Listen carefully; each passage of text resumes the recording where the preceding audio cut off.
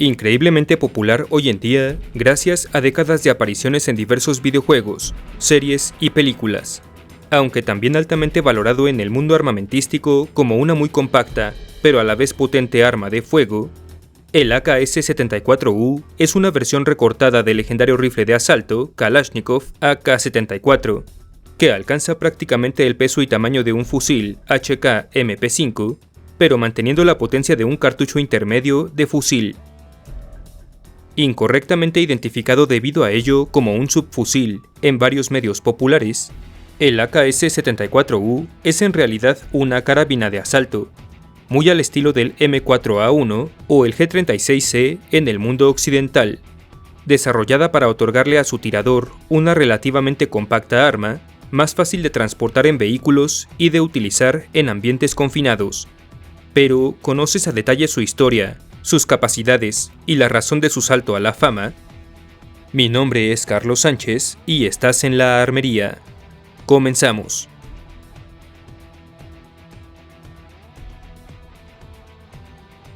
Impulsados por la necesidad de otorgarle a sus fuerzas especiales, paracaidistas y tanquistas, un arma que balanceara la potencia, alcance y facilidad de control de un rifle de asalto, con lo compacto de un subfusil,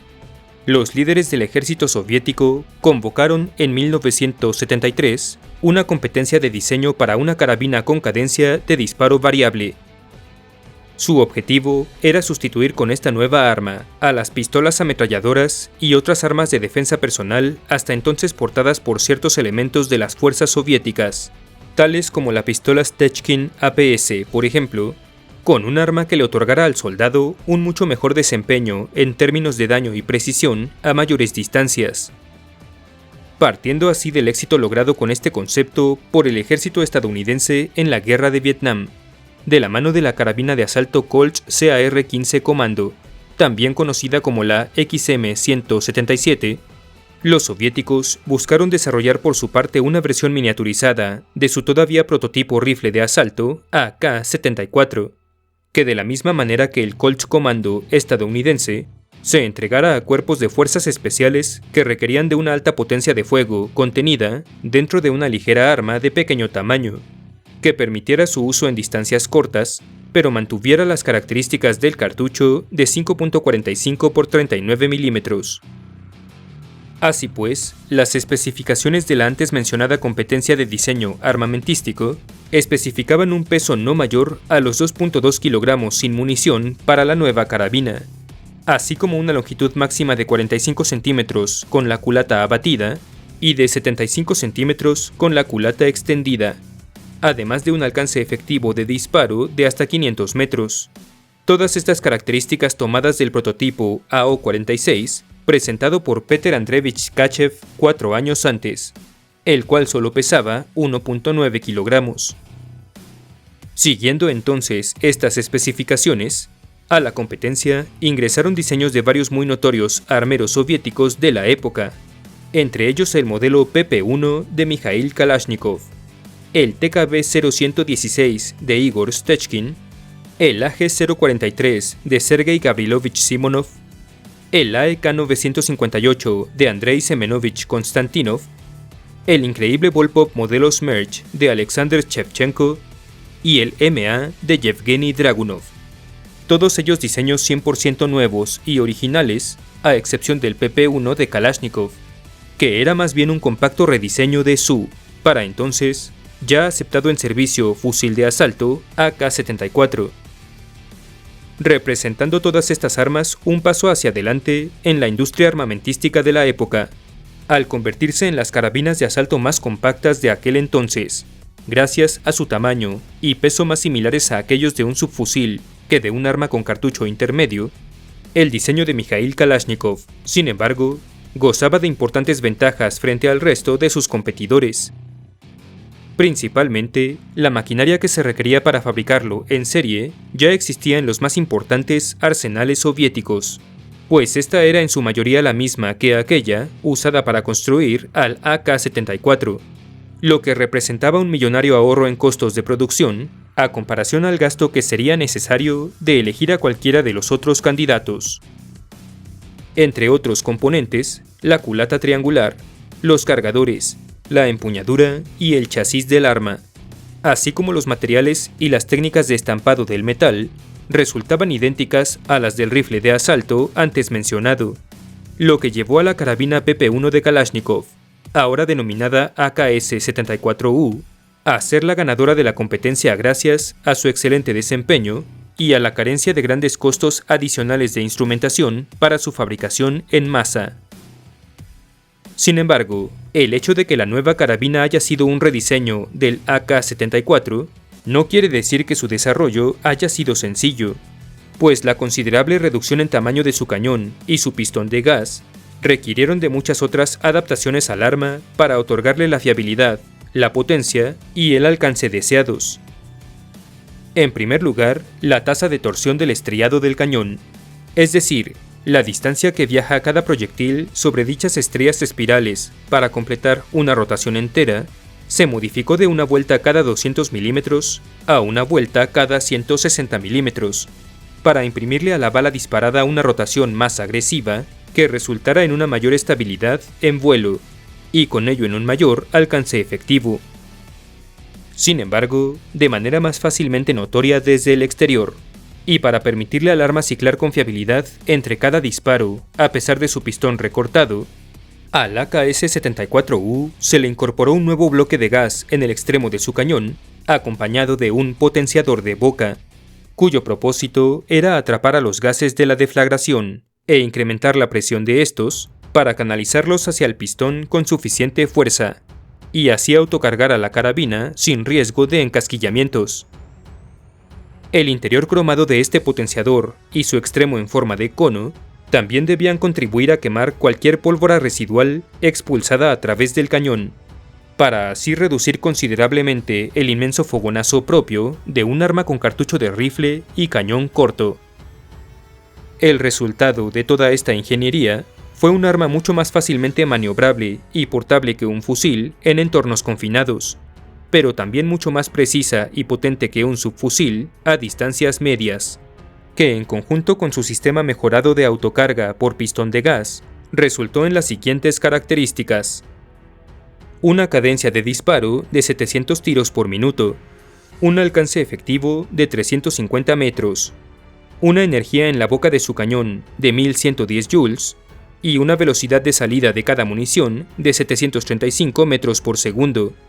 Todo ello por supuesto acompañado de un retroceso bastante mayor que el de un subfusil, pero aún así fácilmente controlable en manos de un tirador bien entrenado. De hecho, para demostrar el excelente balance en especificaciones que el AKS-74U logró alcanzar en su versión final, comparémoslo con la carabina de asalto a la que buscó emular desde el principio, el Colt Commando de los Estados Unidos.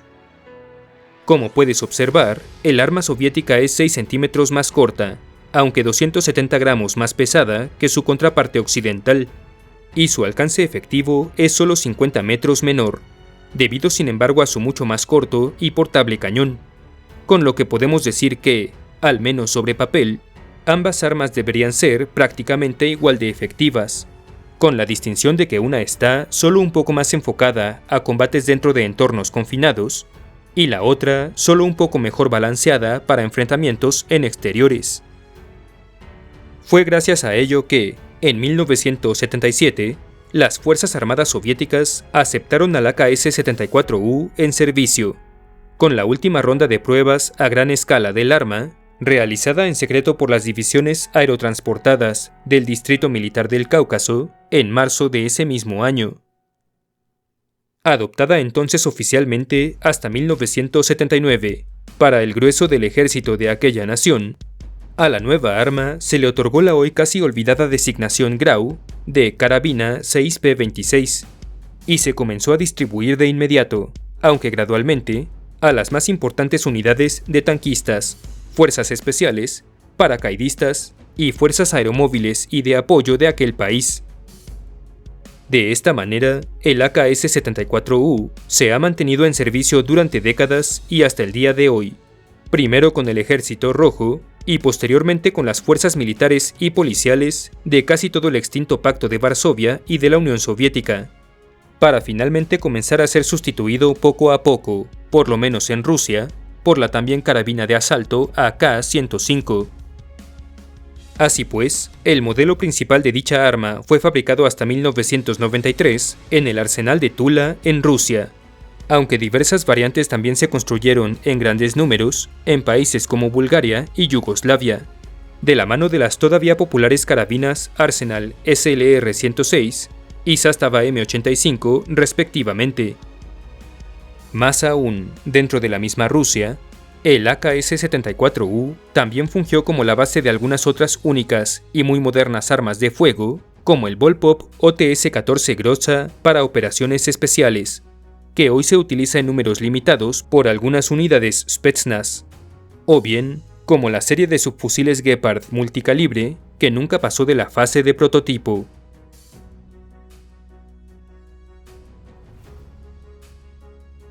La prueba de fuego del AKS-74U llegó el mismo año de su puesta en servicio, del 24 de diciembre de 1979 y hasta el 15 de febrero de 1989, durante la guerra afgano-soviética. En aquel entonces, un buen número de regimientos del ejército de aquella nación ya estaban armados con la familia Kalashnikov de armas de calibre de 5.45 x 39 mm, es decir, el rifle de asalto AK-74 y la ametralladora ligera RPK-74, pero la carabina recortada 74U apenas comenzaba a ser distribuida entre unidades mecanizadas y de fuerzas especiales. Más aún, la gran mayoría del contingente militar que ingresó a Afganistán el primer año del conflicto tenía su base en la región de Turkmenistán, por lo que todos sus elementos seguían armados con fusiles AKM y ametralladoras RPK, ambos de calibre 7.62 x 39 mm. De hecho, solo algunas tropas paracaidistas contaban ya desde entonces con fusiles AKS-74 y comenzaban a recibir apenas sus primeras carabinas AKS-74U, por lo que el grueso de dicho tipo de armas empezó a participar sustancialmente en el conflicto conforme este avanzaba. Sin embargo, para mediados de la década de 1980, ya la vasta mayoría del ejército soviético en Afganistán contaba con las nuevas armas de Kalashnikov, probando su valía en combate como una compacta, pero muy fiable y potente arma, aún en las arenosas, secas y calurosas condiciones del desierto afgano. El AKS-74U, sin embargo, siguió siendo durante dicho conflicto, a comparación de sus hermanos de mayor tamaño, un arma todavía raramente vista sobre el campo de batalla, apreciada tanto por soldados soviéticos como por combatientes mujahidín por igual, estos últimos usualmente tratando a los pocos ejemplares de ella que lograban capturar como auténticos y muy valiosos trofeos de guerra, que alojaban dentro de su muy pequeño armazón la gran letalidad del cartucho 5.45 x 39 mm 7N6, también conocido entre los locales afganos como la bala envenenada. Convertida así en una enigmática, escasa y muy valorada pieza de combate en aquella guerra, que sin embargo fue cada vez más fácil de hallar en manos de los tanquistas y las fuerzas especiales soviéticas conforme el conflicto avanzaba.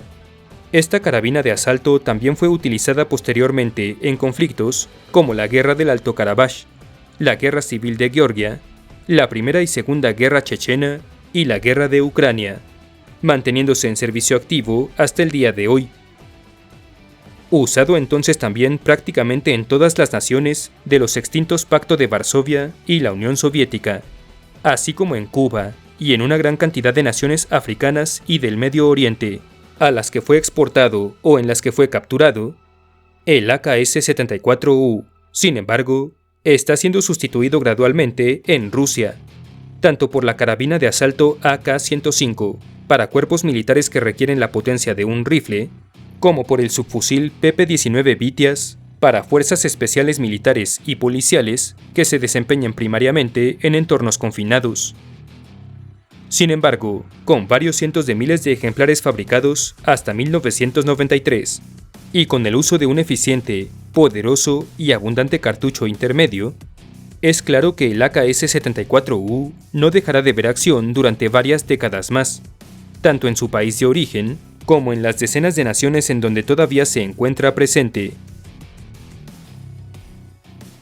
Si el video te gustó, apreciaría mucho tu like, tu suscripción y tu visita a mis redes Facebook, Twitter e Instagram, cuyos enlaces tienes en la descripción. Un abrazo a los generales de la armería, así como a los miembros tropa y oficiales por su invaluable apoyo. Muchas gracias y hasta la próxima.